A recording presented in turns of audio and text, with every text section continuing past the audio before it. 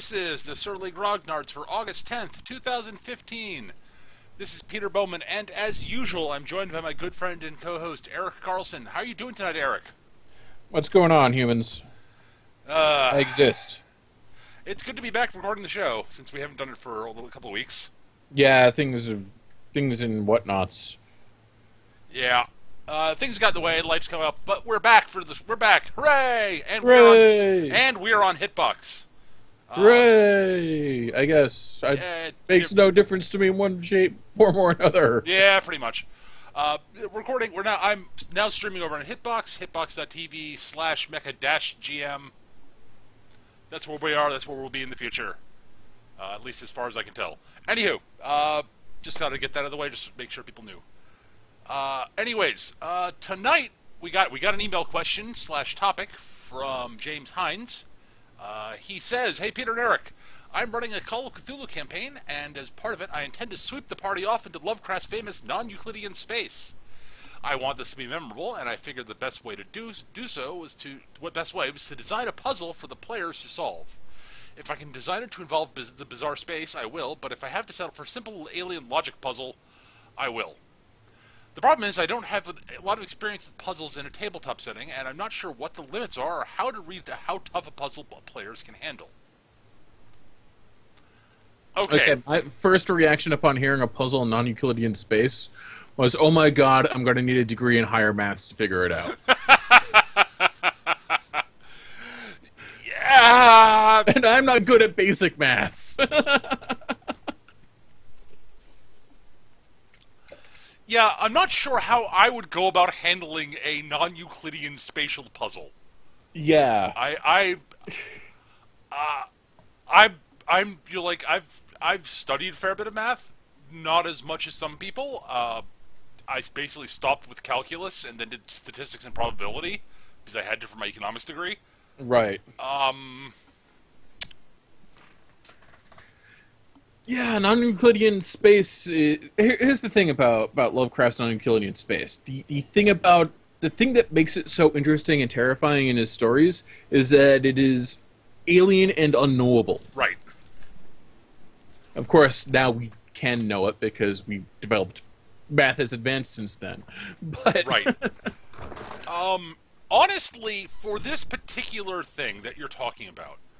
I think I want to talk about puzzles and role-playing games in general tonight, because that's one of those things that comes up from time to time, and it is something of a bit of a sticky wicket for players. Yeah. And game masters. But we'll get to that in a second. I want to touch on the whole Lovecraftian non-Euclidean space thing. Honestly, it sounds... I think the gut feeling is sort of almost traversing the place where they are, almost being sort of like a maze the characters can't fully understand. Yeah.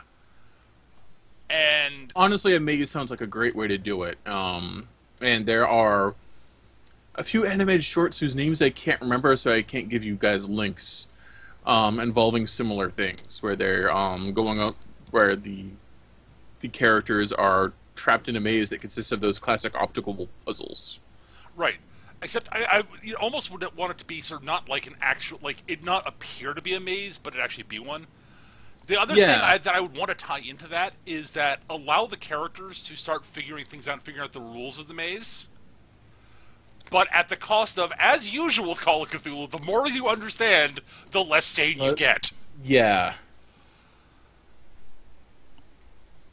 And getting out should be costly. Right.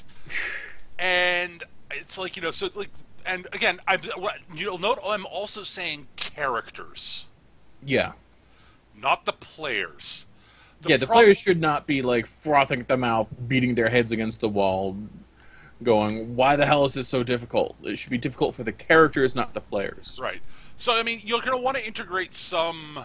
well, again, that will depend on the group, and we'll touch on that when we actually talk about puzzles in general. Right. But, I do think that there is... I think that's... You'll want to tie some of it to some, like, mechanical roles and such. Intelligence roles or what have you for certain situations. Or honestly, lore roles for, mythos lore roles. It's been a long, long time since I played Call of Cthulhu, so I don't remember the system very well at all. I I don't just either. remember that you kind of sucked at everything. Yeah. But yeah, there's a skill. There's the mythos skill, which again is the higher your mythos skill, the lower The your less your sanity. sanity, Yeah. right? You know, we never did get that friggin' Scooby Doo Call of Cthulhu off the ground. But yeah, I think things like that. So like as the characters start figuring things out, you start giving them more actual information to work with. But at the same time, the less sane they are, so they start seeing things that might not actually be there, Mm. or Or etc. making logical leaps that aren't actually logical at all, or in the wrong direction. Right. And given that if you're doing a Call of Cthulhu game, the players should be receptive to that sort of thing. Yeah. Because this is Call of Cthulhu, this is the sort of shit that happens to you in Call of Cthulhu. Actually, being trapped in non-Euclidean space is not that common an occurrence in Call of Cthulhu in my experience. I remember something similar happening in Dreams in the Witch House. Okay. Remember the main character being chased by polyhedron dice for all intents and purposes. Ooh, interesting. That's another great thing about doing this is that you can have all sorts of weird things like bedeviling the players because Yeah. we. You know what would be a great way to do it? I'm reminded of the old original Sid and Marty Croft Land of the Lost. Okay. And I'm reminded of particularly of one episode where they walk through the big pylons. Okay. And they end up like in all these weird alternate universes and having to find their way back. The whole idea was they're trying to get back to their own universe, time, space, whatever. Right. But they would have settled just going back to the one with the dinosaurs. Right. And like all sorts of like weirdness happening, like the pylon opens, they're like, aha! We're finally back to where we started out, and there's something scribbled on the ground, don't leave. And then some critter wanders by and explodes. Okay, push the button again. How did that note get there? No one knows, it's never addressed. Yep. So yeah, like also having weird shit happen also while they're traversing the non-Euclidean space, even if it's not so much the pure puzzle. But yeah, like as I said, like having it be a maze, except that it doesn't appear to be one. Mm. Well, the pylon idea is Right. why I thought of that, because it was effectively a maze. They're tracing their way through the portals, trying to find their way back. But yeah, like if you actually have rules set down and don't tell the players what they are, and just let them Yeah. experiment, figure things out, and as you can, and if they make like mythos rules, you can give them clues as to what the rules actually are. That might work. But there are a bunch of other things that the other option, which we'll touch on when we actually start talking. Actually, I think we can move on to puzzles and games in general at this point. Because I don't think we can. I don't have a lot of other specific suggestions for that. I'm not a very experienced Call of Cthulhu game master, shall we say. I don't think I've ever actually run it. Now that I think about it, I've played it a couple of times, but never run it. Yeah, I've never run it, and I really like the idea of Call of Cthulhu. Not being able to actually do anything, I found very frustrating. Yeah, it works better in Call of Cthulhu than that would in a lot of games, in my opinion. Yes, absolutely, because the whole point of Call of Cthulhu and Lovecraft in general is that you're kind of measly and insignificant and not really what you do doesn't matter, and the crushing weight of knowledge of the cosmos cracks your mind. Yeah. But this is one of those things. But puzzles in games is something that comes up a lot in most role playing games because it's a trope. Honestly, there's a puzzle. Our heroes have to solve a puzzle at some point to progress in the story. It happens in a lot of fantasy and science fiction. Yes. And so naturally, the game master wants to inject that into their games. And with some groups, this is going to be absolutely fantastic because the thing you're going to find is that a group's tolerance for challenging puzzles will vary wildly depending on the group. Hell, very wildly between like be on any given day of the week. Yes. I mean, There'll be times that I just want to hit the thing until it goes away. There'll be times I get really into the idea of solving the puzzle. right. And really, it just depends on how much I've had to drink and how bad my day has been. So yeah, I mean, it's going to vary is the thing. You're never going to be entirely certain exactly how. From session to session, it'll probably vary. But again, you also need to get a feel for your individual players' sort of Yeah. tolerances for puzzles and what they're good and bad at. As an example, and the feng shui game I ran with the crew, the Tuesday crew with Eric, a while back. There was at one point where to progress through the story, I threw a logic puzzle at the party, and it was a fairly straightforward one. And I wasn't sure. If how I long remember it was... correctly, we decided the straightforward answer could not be the right one. No, it was Hannah solved it in like 30 seconds. Oh, that one. Okay. Yeah, I mean, I threw some of the classic logic puzzles at them, like there are two doors, one leads to certain death, one is the actual exit, and there are two guardians, one always lies, one always tells the truth. That's a classic logic puzzle. I mean, that's one that like almost everybody's heard at this point. It's sort of a canard, and Yeah. honestly, unless the players have somehow not heard it before, will probably not take them very long to solve. They have never seen Labyrinth. They've never seen Labyrinth. There's an episode of Yu-Gi-Oh! Where it happened, if I remember correctly. It shows up everywhere. Jesus Christ, Yu-Gi-Oh! That's a show I really hate that I really love the abridged version of. Yeah, I mean, but it pops up in all over the place in fiction. It's a classic puzzle. Yes. Hell, it showed up in Order of the Stick at one point. Well, I think at some point. I remember an episode of Ghost in the Shell Standalone Complex. The Tachikomas are trying to get at something that Major has told them they can't do, and she's left an android in place to guard it. And so they immediately use this logic puzzle on the android, and the android just completely freezes up because it's not that well programmed. And then they get the cookie.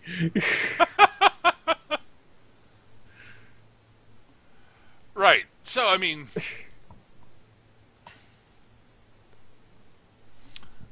So, it's, the... So, the type of puzzle will... And, but, that for instance, the particular logic puzzle I used was one that I wasn't sure exactly how difficult it would be for the group, but I knew that through trial and error it could be solved.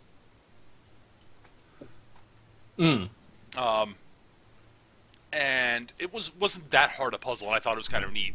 And turned out that it's the sort of thing that Hannah was really good at. She's like, oh, well, okay, here's the answer. She'd not seen the puzzle before. She'd not heard that one before, but it just clicked into the way she thinks. Yes. And you'll find that sort of thing with a lot of different types of puzzles.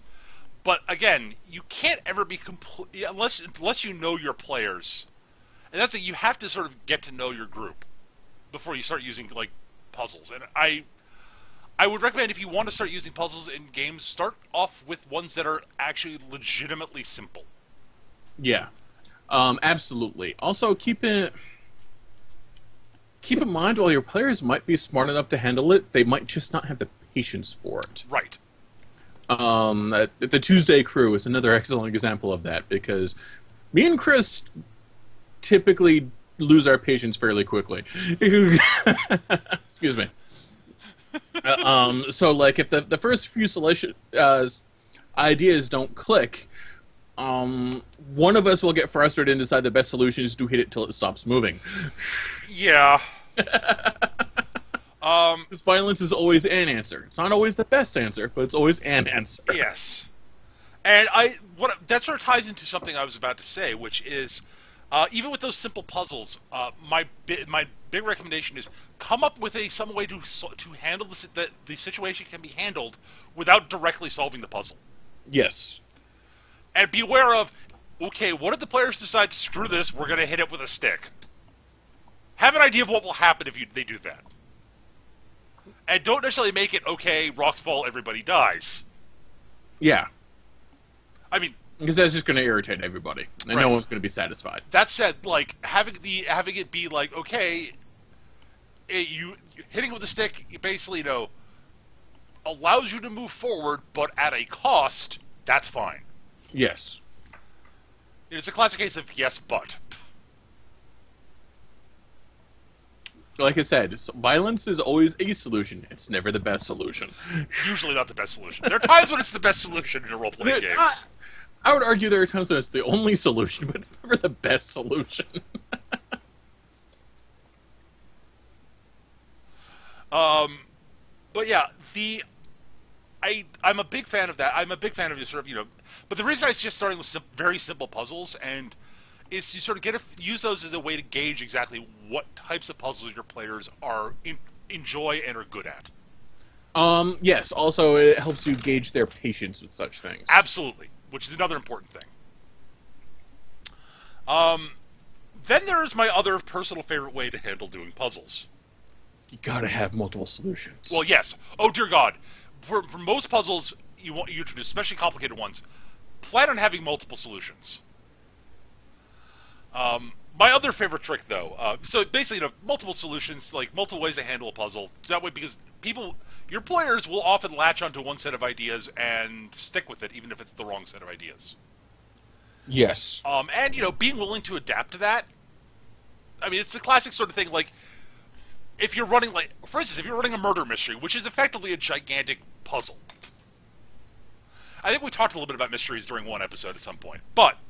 But let's say you're running a murder mystery for some reason, and your players latch onto your red herring as the culprit. And no matter what you throw at them, they won't let go. This is clearly the answer to our problem. Duh. But Senator Bubble has nothing to do with this. No, it's all his fault. We will figure out how. You have two options at that point, and both are valid. One is let have the players sort of sort of tie up Senator Bubble, so that there's no possible way he can commit a murder, and have the actual culprit commit another one. Yeah. That will usually indicate to the players, okay, Well, maybe this wasn't what we're supposed to be doing. Senator Bubble may be shady as fuck, but he could physically not have committed that other murder. Well, fuck. Unless he was using magic. Clearly has a golem in his employ. Don't laugh, I've done this. Well, sure. Not as a player, not as a game master. Right.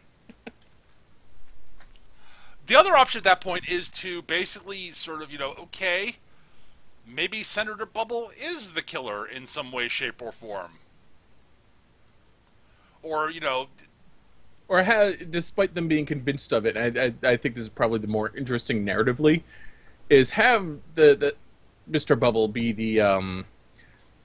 be connected to the killer in some way, even if Bubble isn't fully aware of it. Right. That's actually, I think, a more elegant way to handle that. Have Bubble be actually a link in the chain to get to the actual killer. This means being able to adapt your plot on the fly. You have to. And not everyone is good at this. Yes. As an aside, if you are not comfortable... Peter's really good at this. I'm less so. If you're not at all comfortable with adapting your plot on the fly, don't run murder mysteries. Yeah. They're a terrible idea in that case. Because, yeah. Murder mysteries work much better in prose than they do in role-playing games. It's true. Because in prose, the author has control over what the characters do. In a role-playing game, the game master does not have control over what the players do.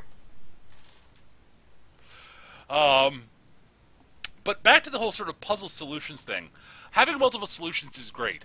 And it's probably one of the best ways. More irritating than having a game master that's set on a single solution to the puzzle, despite the fact you've come up with several logically functional ones. Yes, oh god, yeah.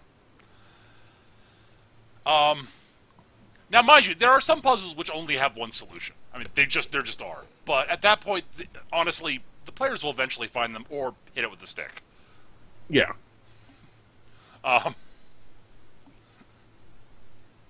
Or just give up and say, okay, we ignore the puzzle and go do something else. In which case... I've also done that.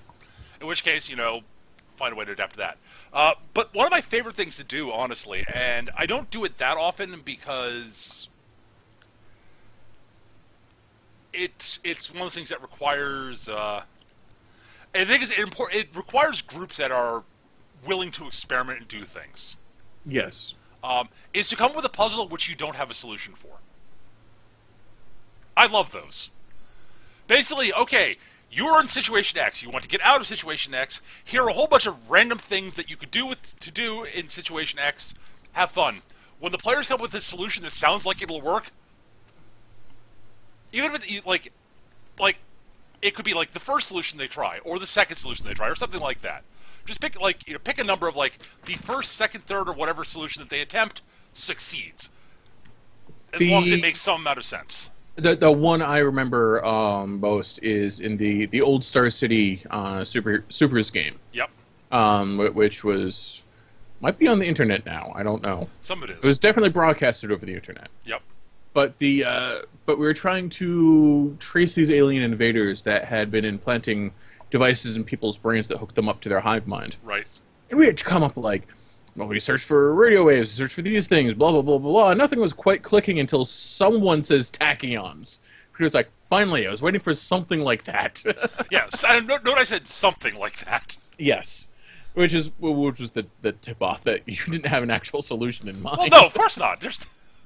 I needed a good bullshit sci-fi, good bullshit superhero sounding superhero genre answer. That's what I was looking for. I didn't care what it was. It just needed to be suitably technobabbly. Yeah. And, yeah, they're hooked up to a hive mind expanding over galaxies. So clearly it must use tachyons to communicate instantaneously. Exactly. Never mind that tachyons might not be real. We're superheroes. We figured it out. Exactly. Actually, another example of that you were involved in, Eric, was during the Sci-Fi Pirates game I ran with you guys on Tuesdays. Oh, right, with the prisoner planet. Yes, the players were trapped on a planet that they were basically trapped in the village from the prisoner in a sci-fi setting, because I thought that was hilarious. Except without people in it, to make it even creepier. Yeah, because I'm an evil bastard. I think that's probably one of the single most creepy sessions I've ever run. Yeah, it was a good one. Never mind the fact that you had the two actual pirates doing their best to be bombastic and obvious and totally not scared. We were both crapping our pants.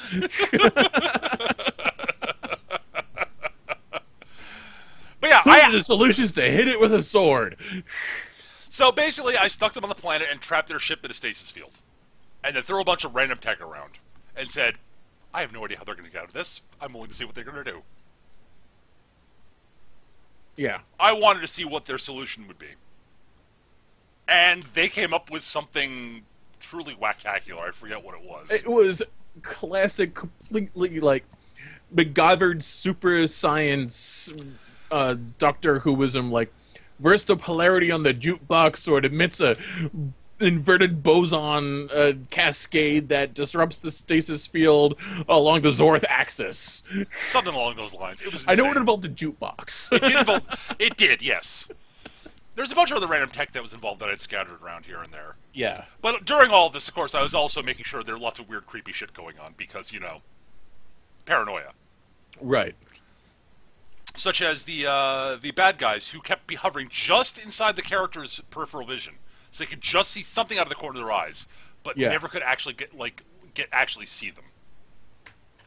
Yeah, it was getting to the point where I could tell with Chris's character as well, where my character and Chris's character are going to start slashing at random with our vibro blades. Yes. Which was going to end in hilarious tears. That was Hannah that came up with that solution also. It was. Well, it was Hannah and Leland. Leland, because Leland was doing all the experimentation with the stasis bubble. Yes. And Hannah literally had the science skill. That needs to be pronounced exactly like that while holding one hand up in like you're clutching something. Yes. Science. Indeed. That is a skill available in some GURP settings. It should be available in all GURPS settings. No, it really shouldn't. Okay, you can replace science with unknowable arcane secrets. Pronounced exactly the same way. Not if you're doing a grim and gritty, modern, realistic modern game.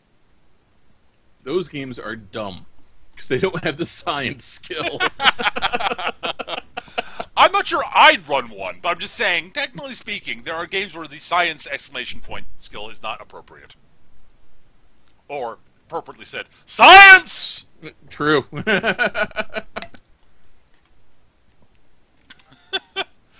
yeah, puzzles are definitely one of those things that I do love having in games. I mean, I think they add a lot of they're a great change of pace from simply just hitting things with a stick. Right, or from whatever it is you're doing, and they come in a lot of different sort of guises, as I said. From you have to solve this puzzle to open a door, to Right. A murder mystery is an elaborate puzzle, to we've got to escape this planet. Our ship is trapped in a stasis bubble, and we don't know what the fuck. And stasis technology is technically beyond what we have. Yeah, the stasis tech. We looked at the stasis tech and went, "We're not. What the hell is this?" And it's like it took some postulating. I guess that might be a stasis field. What the fuck? Yeah. I mean, I've heard of this, and this is a theoretical construct. I didn't think it was actually possible. Well, fuck. Well, all right then. This isn't supposed to exist. Nope. Yeah, and there was also the time we ended up that same. I don't know if it's the same game session, but that same game where we ended up in the hyperspace labyrinth. That was earlier. Yeah, where hyperspace is the wrong color, and we were totally weirded out. Uh-huh. Because I'm a Can't jerk. remember what we did to get out of that one. That was another. You guys came up with a solution that I had no actual planned solution. You just came up with something that sounded good to me, and I said, "Go." That was less using super science, more just, what if we turn left really fast? Pretty much, honestly. It was something along those lines.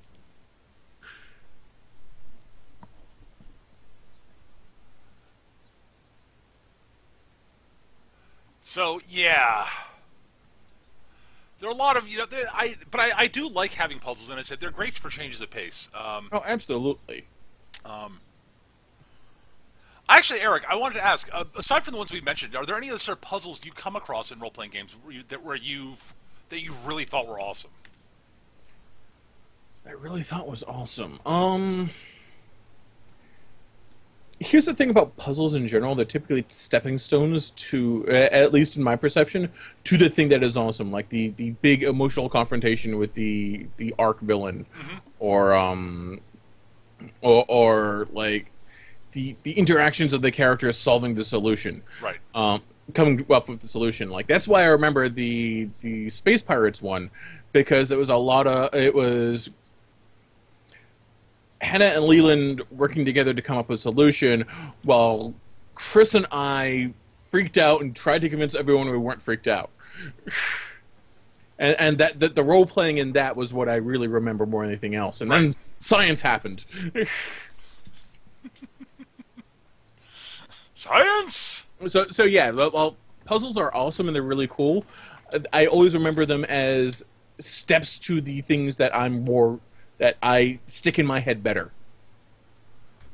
So yeah, so I can't really think of any off the top of my head. So I'm trying to say. Okay, that's perfectly fair. And I think there's something to be said for what you're saying there. In that, I think of them as more of a tool, really, than a they are. Tool's not the right word for it. They're more. They're a device used to further the thing you're actually looking for. Yeah, pretty much. And outside of a few situations, like the murder mystery is an example, Right. which is like the major plot. But again, it's sort of almost the tool to get to the confrontation with the killer. Yes. But that's true of almost any actual plot for an RPG. I mean, they could be immensely satisfying to solve. Is part of it also. Yeah. I mean, it's a great feeling when you come up with like, oh my god, we actually figured something. We got this together. We figured this puzzle out. Oh, 1 plus 1 equals 2.75 if we include the decimal points in the ones. Right. So I think that's something to to think about is they can again. It's not for everybody. Not every group will like this. Not every group will think this is a good idea. This is true. That said,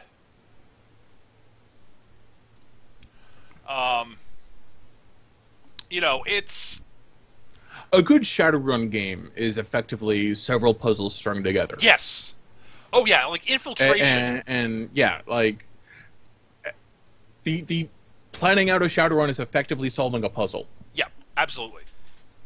Like, how do we do this without getting dead or Well, I mean, stringing the alarm? it's the classic thing is that a heist is a puzzle.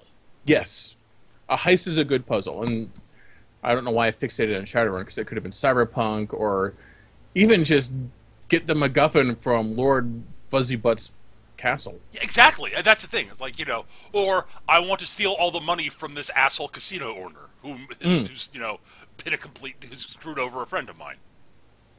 Which is totally not the plot to one of the better remakes ever done. Yeah. That is of course the plot to Ocean's 11. Also on the plus side, he stole my girl. And then I stole her back because screw you, guy.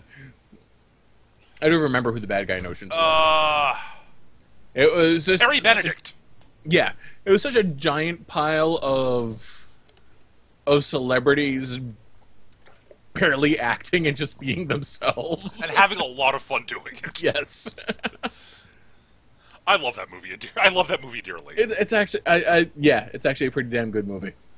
I love Every that. episode of Leverage is a puzzle. Yes. With them, The same with Hustle or any show like that, Yep. really. those are both shows you should watch if you have not. They're both immense fun. Yes. But yeah, like the classic, the heist, the con, all that stuff. Totally worth. Totally puzzles and are great. And and obviously the reverse of them are also puzzles, like solving the heist. It's like, okay, someone stole this thing. How the fuck did they steal it? So we can figure out who stole it and we can get it back. Yes. Again, that's another puzzle.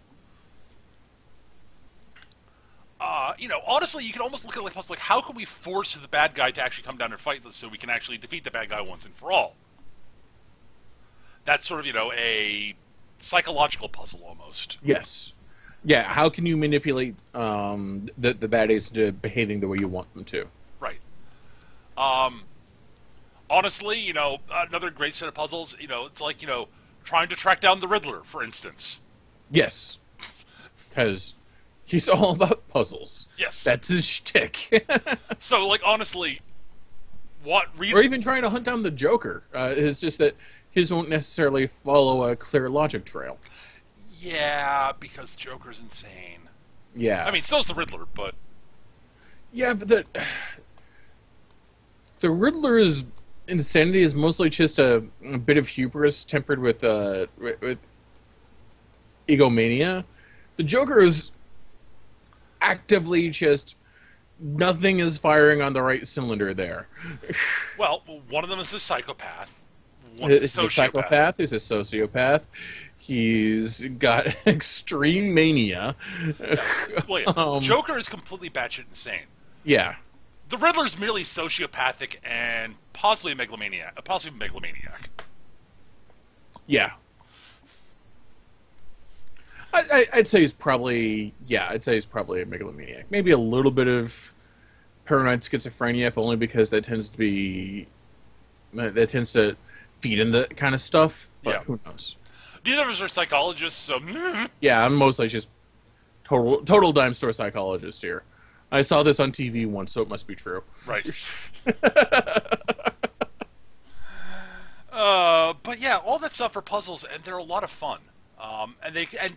Knowing how to use them is I mean, honestly, most adventures you're going to run are effectively a puzzle in a weird sort of way. That has the optional solution of hit it with a stick. Yes. Absolutely. Puzzles that I remember not working out. Well, you have to know your characters also. You might know your players, but you have to know the characters. Yes. Because I remember one puzzle that didn't work out was Chris's MechWarrior game, where he basically had a reverse heist happen, where we had to track down a spy. The problem is half the characters were focused on combat or social things. I had no idea how to go about it. The only character with any inclination to figure it out that didn't involve stepping on giant robots was a drunk professional fighter.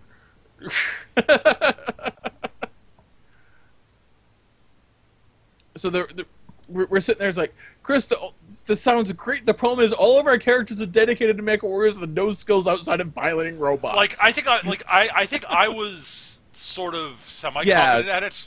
Yeah, because you actually had infantry training. Like I had okay, I'm like I can do some tracking, a little bit of it, and I'm a scout pilot, so I know something about tracking. And Hannah could survival. Hannah's character could kind of suss out some of it because she was basically a yakuza. Right. But like, my character is basically just like Bjorn Fuckwit with a Thunderbolt, and everything was dumped into piloting the Thunderbolt and watching anime. I decided he really liked it, Magical Girl animes, because I thought it was funny because he was techno Viking, but he liked it like really cutesy anime. Which is great. No, but like yeah. That you do have to look at what your players' characters know also. Like an overly complicated, for example, the current Unleashed game, an overly complicated investigative puzzle is pretty much going to leave Grunther in the dark because he's dumb and pretty much what he knows is fighting and taking care of his beasties. And he kind of looks to Pearl for everything else. Right. Like, I'd have to drop some magical juju in there for you to have a chance of figuring anything out. Exactly. Or knowledge about combat stuff. I mean, I don't know. Of course, you could totally just do that stuff in general, and Grunther could just totally just nap it up for the whole time. Yeah, I probably would. But yeah, I totally would. Yeah, I know you would.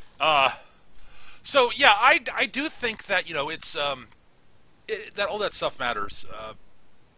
So those are all things. The other Iron Kingdoms game, Rook would have totally sunk his teeth into it, right? Because Rook's despite being a similar tough guy with a warjack / beastie, Rook was a much smarter and more intellectual character than Grunther. Wait, he was an engineer. Yes. So yeah, knowing the characters is important because your players might be down for it, but the characters they're playing might just not have the skills or acuity for it. You know, to be out of character for them to do so. Yep. A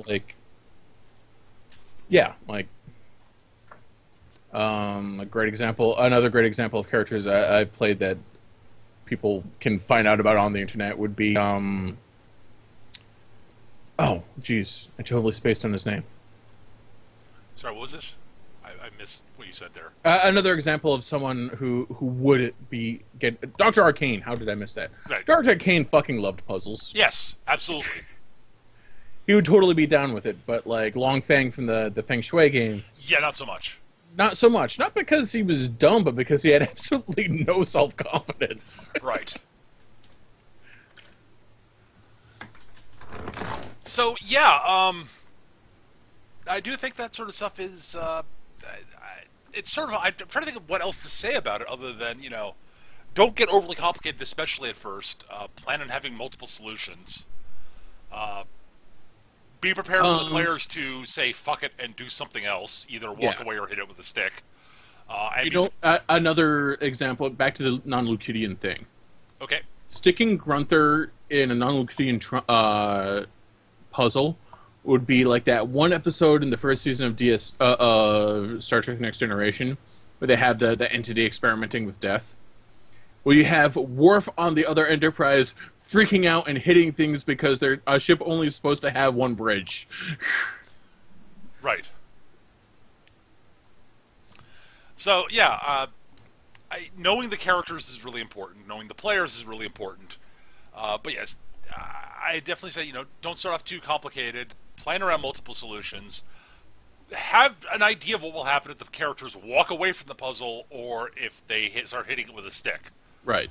And back to the original question, like, that shouldn't be too much of a problem in a Call of Cthulhu game, because anyone whose first solution to any problem in Call of Cthulhu is to hit it with a stick is dead. Yeah, that is Call of Cthulhu is one of the rare examples where that's actually an allowable game over. Yeah, like, I will hit it with a stick. You hit the ancient idol radiating palatable waves of psychological torture with a stick. Yes. The one in the middle of the ritual circle. Yes. The one that has entities dancing just outside your peripheral vision. Yes. Okay, everyone roll up new characters. All right, there's a terrifying shattering noise, and you feel the universe break apart around you. You are surrounded by beings that your brain cannot comprehend. Your soul is devoured, and you are left a lifeless husk. And they go over to. I'd like to use a feat point. No.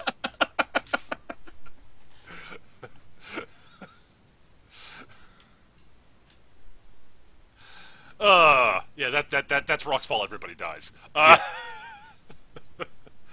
But yeah, like honestly, if the players just are not interested, like find the puzzle like too frustrating or too uninteresting to solve, or just like they don't have the patience to solve it, allow them to progress in the story. But and I do recommend it being a yes but as opposed to well you're fucked. Yeah. Like they don't get a complete win then. Like I said, Call of Cthulhu is the exception to the rule here, because engaging anything that you're facing in Call of Cthulhu, except for like the most minor of gribblies, is so very bad idea. Yeah. Double plus ungood. Refusing to engage is the runaway option, which is not the worst of ideas in Call of Cthulhu. No, it's the excellent. It's probably the smartest idea. But then, why are you playing Call of Cthulhu? You're just going, nope, I did not see that. I am leaving. There was not a tentacle monster there. I did not see the slavering BC that my brain can barely comprehend in front of me. I'm going to go to the insane asylum now and sleep for the next 6 years. Clearly, I'm in need of therapy. I should not have perceived this.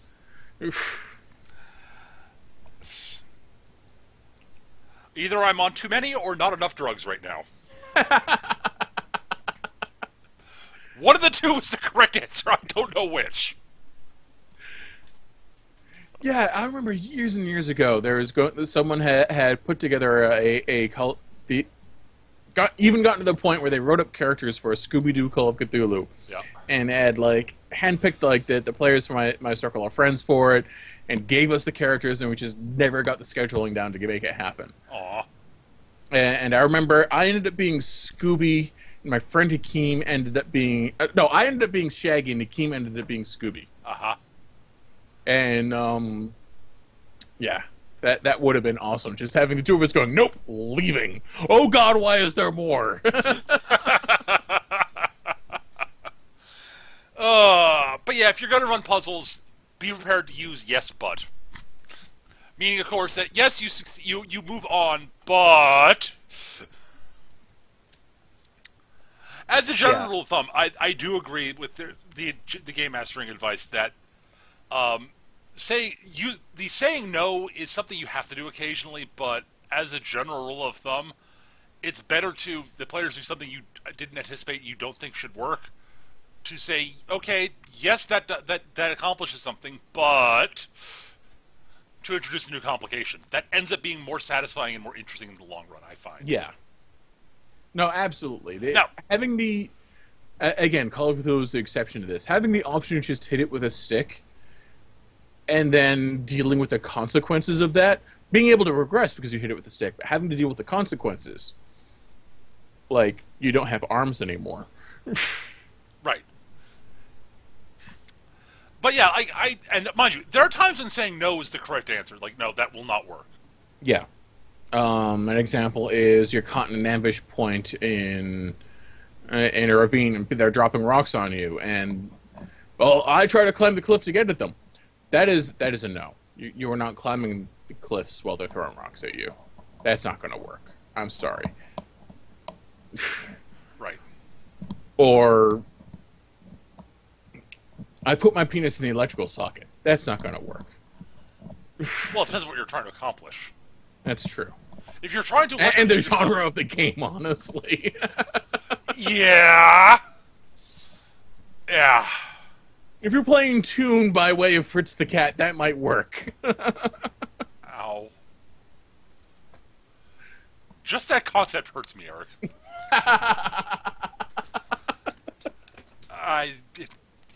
No. Why would you do that? because I've decided I'm a Cenobite today. I'm exposing you to new and unique forms of pain. Uh-huh. I mentioned that Hellraiser is a great movie.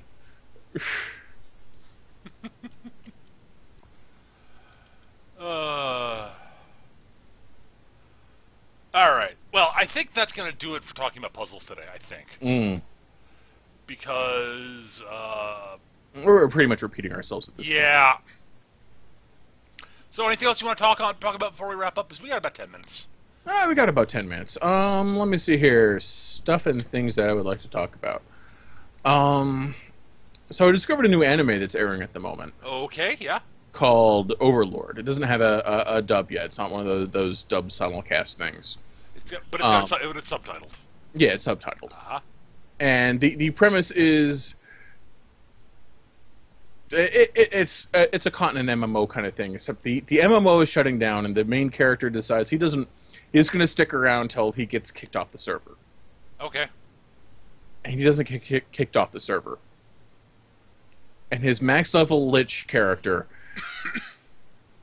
is now in an actual world, and he's like, I think I'm going to be a supervillain. I'm going to take over this fantasy world with my guild hall filled with NPCs we created and my evil Lich Overlord, and it's going to be awesome. And you know what? It is awesome. Because his ultimate goal is to go and be a villain and learn about the world this new world he's stuck in order to find other people that pulled the same bullshit he did. Huh. So obviously, heroes are going to come and try to stop me, and those heroes will either be guys that can smack down, or other players. So if I can find other players, maybe I can figure out what the fuck is going on. I see. Interesting. Huh. I'll have to check that out at some point. And like, the premise, and like he's got like his big guild hall that he and his guild put together, which is populated with all sorts of NPCs that they created in the guild hall that range from like ridiculous fucking anime tropes to actually interesting characters. Right.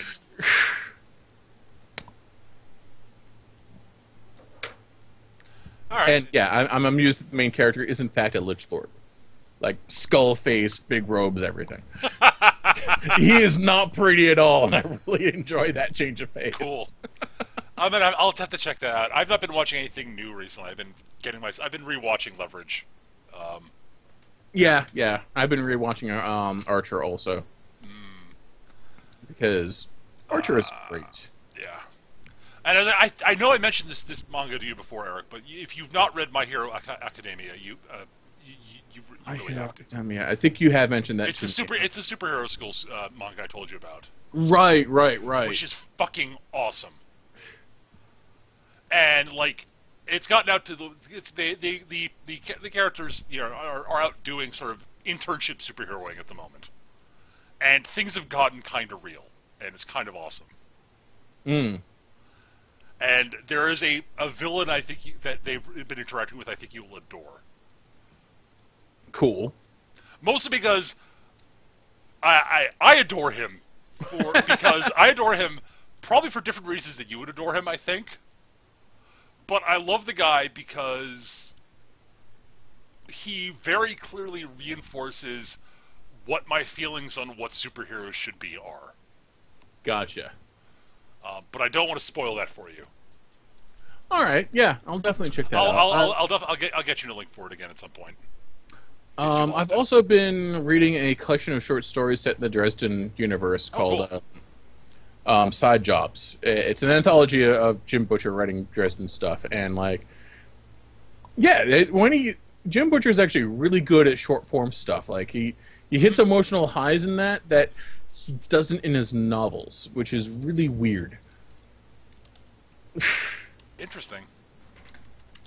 It's almost like having less time means he has to get around to doing shit that needs to happen. Yeah, it's sort of like George R.R. Martin. When Martin's writing short stuff, he's much, much better than he is when he has as much room to write as he wants. To be fair, Jim Butcher does not have half the problems Martin does in his long form. I'm not saying he does. Like, I'm just complaining about Jesus George R.R. Christ, Martin. George, I don't need to know every detail about how this guy's breakfast was made so he can get Nax in the head at the next fight. Why is this guy a point of view character if he's going to be killed off? You did that just so you could say anybody could be killed off at any time. I hate you, George. Why is this guy never a point of view character, yet he's a major, like, linchpin to your entire plot? Oh, because he's going to be killed off here. I hate you, George Martin. Yeah, I've got problems with the fact that Robb Stark was never given the screen time he was allowed to, which is another improvement of the series, of the television series over the movie or the books. Yep. Yeah, George R.R. Martin's early on in the Song of Ice and Fire, it's pretty good. I really enjoyed Game of Thrones and the second book, whose name I can't remember. But there comes a point where it just starts spitting off characters and plot points, and they never seem to come together or meet. There doesn't seem to be any overarching goal except for something way off on the horizon that he's moving towards but isn't converging anything towards. It just keeps on spreading out further and thinner. Yeah. I hate to say it, but Tolkien's better at pacing. Yes. And that's depressing. Wow. I love Tolkien. Tolkien's great. But don't get me wrong. I love me some fucking Tolkien, but I'm not reading it for the pacing of his story. No, I'm reading him for his prose and for like all the crazy mythology, man. And all the way he uses language, yes. Yeah. I mean, the man was dry and could not pace a story to save his life. But the man was a fucking poet, is what it comes down to. Oh god, like, literally, the poetry in Lord of the Rings is fantastic! Yeah. And, like, the way he knows how to turn a phrase. He knew it so and the world building. The world building in there. That's his, like, that's Martin's strength also, is world building. Yes, honestly. World building. Yeah, he, Westeros and the other continent, which I can't remember the name of. I don't know. But I don't know if it's been named. Yeah. Well, the other thing is that's not his only world building he's done. He also did the Wildcards universe, which is brilliant. It's a brilliant supers universe. I still need to read some of that shit. Yeah, especially as Martin doesn't do all the writing in it. Like, yeah. Like, I'll put it this way: some of the stuff's written by some of the sections are written by Roger Zelazny, whose character work is great, among the best ever. Yeah, like seriously. Yeah. So again, this is another one of those. Both of us are saying, okay, if you've not read anything by Roger Zelazny, go do it. Just pick up the Chronicles of Amber. Seriously, go to a bookstore. There will be a collection of like the first 3 books. Yeah, like honestly, if you can just find a copy of 9 Princes in Amber, that's the first book. Read it, and if it doesn't make you want to read the rest of the series, I got nothing. It's like 220 pages, also. Yeah, it's a quick read, and oh my god, it flows. He understands pacing. He understood. Yes. Again, that's another understood. Damn it. And is really has some great characters in there. Oh my god. Like I mean, just the main character, Corwin. The first point of view character, Cromwell. Corwin, thank you. Yeah. Corwin's a great character. Corwin's a great character, and you're reading it about halfway to 3/4 of the way through, you realize Corwin's a fucking asshole. Well, the guy he hates the most, random, has a heart of gold. Well, that's the thing is, as you go through the story, Corwin realizes he was an asshole. Yes. And that's the thing about the story is it's a lot about Corwin realizing how much of a prick It's like, he used holy to crap. be. So I'm the asshole. That's the first book. Yeah. The first book could be wrapped up with, oh, so I'm the asshole. I mean, there are bigger assholes, but like the whole family are kind of dicks in their own ways. Yeah. But most of them are Comparatively, redeemable. Random has a heart of gold. Random does have a heart. There's some of them who are deep down are actually really good.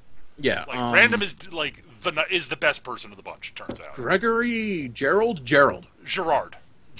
That's it. Gerard's a sweetheart. Gerard's just Like he's like as close to a sweetheart as you're going to get out of the Amber family. yeah, and he'll also break you over his knee if he thinks you're giving anyone trouble. Because he can. Yes. Benedict is cold, but basically a good guy. Benedict is fair, which is high praise for the family of Amber. Yes.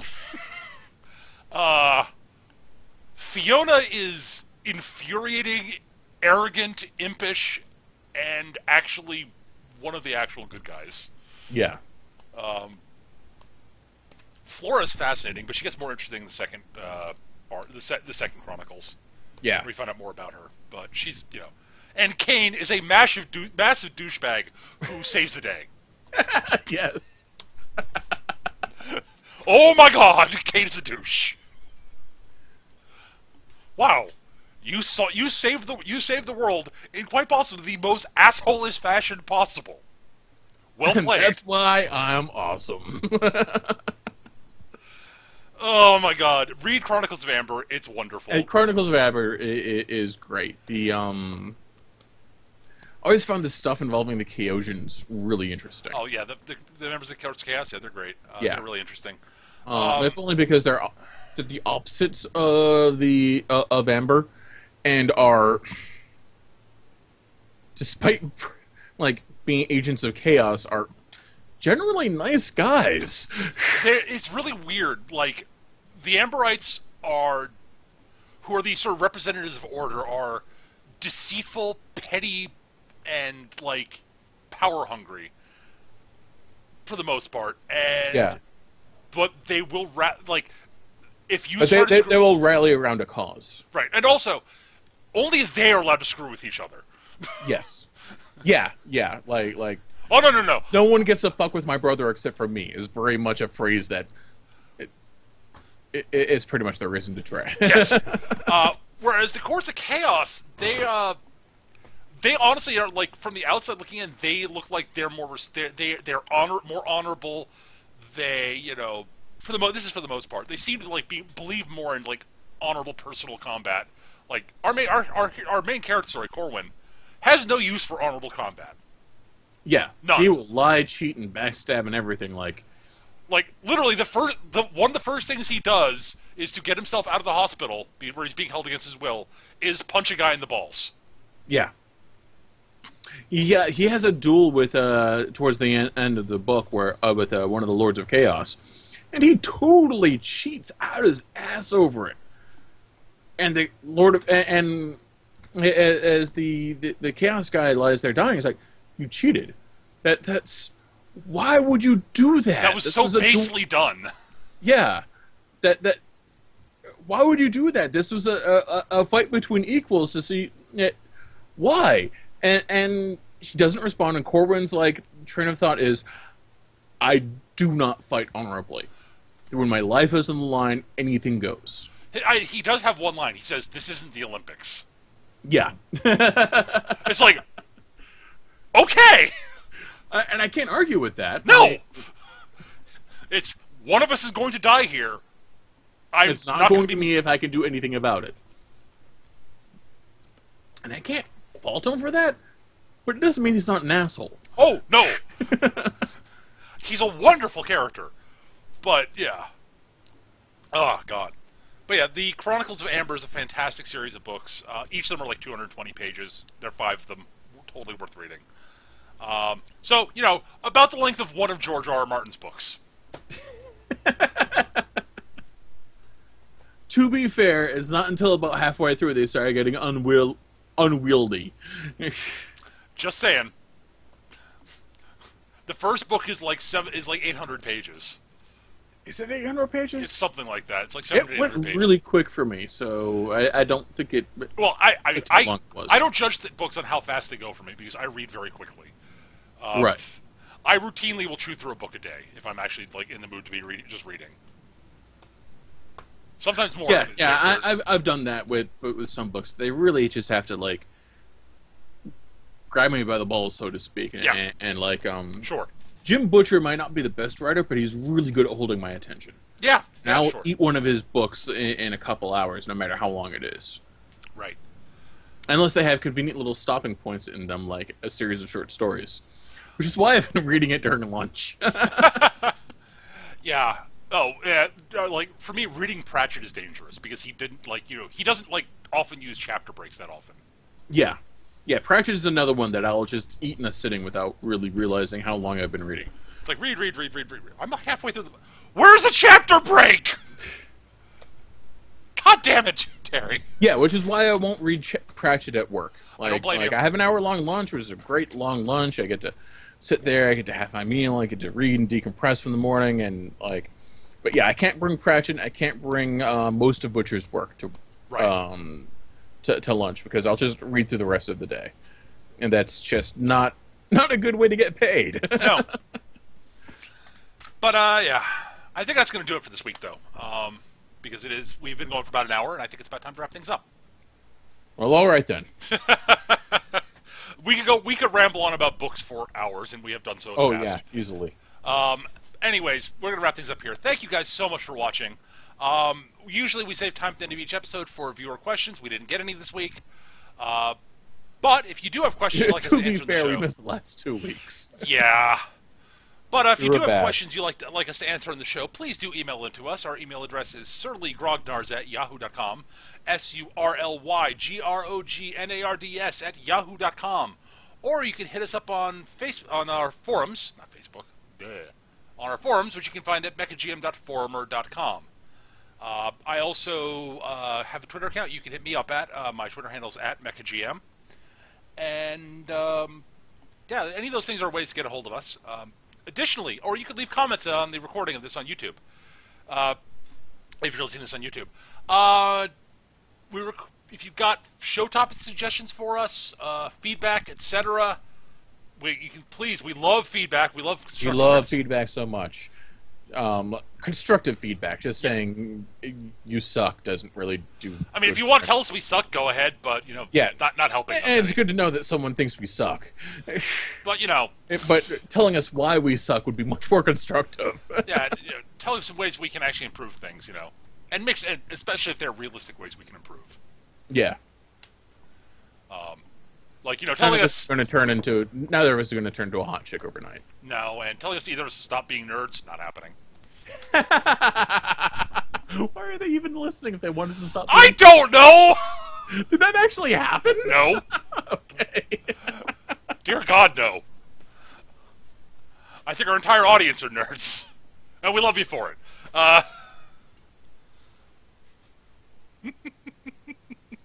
Grow up and stop watching cartoons. Ma'am, I became a grown-up so I could watch cartoons. Anywho, we record the show every Monday night, usually, at 7 p.m. Eastern here on hitbox.tv/mecha-gm. I've moved from Twitch to Hitbox, so as I mentioned at the start of the show. We record every Monday night at that time, unless we don't. If things are coming up regarding either we're going to delay or the show's about to go live or what have you, I tweet that out on my Twitter, as I mentioned, so at MechaGM, follow it, you'll know when the show's going to go live. I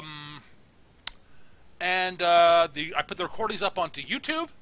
You can find them on YouTube on my YouTube channel, which is youtube.com/MechaGM. Just all one word thing, MechaGM. And that should do it for this week. I think that's the usual post-show spiel. But yeah, reminder, if you do have things you want us to talk about, like show topic suggestions, please do send them to us. They're a big help. Yeah, those are great. You should totally send us show topics or questions and the like. We love them. Those. Please do send them to us. Please. They are the bestest. Yes. Anyways, guys, thank you so much for watching. We'll be back next week with some damn fool topic that will hopefully make something that resembles sense.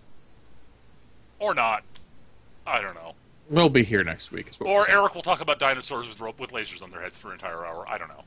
That could entirely happen. That could happen even if we actually have a topic. Who knows? Anyways, guys, see you guys next week. Take care, everybody. Bye. Bye.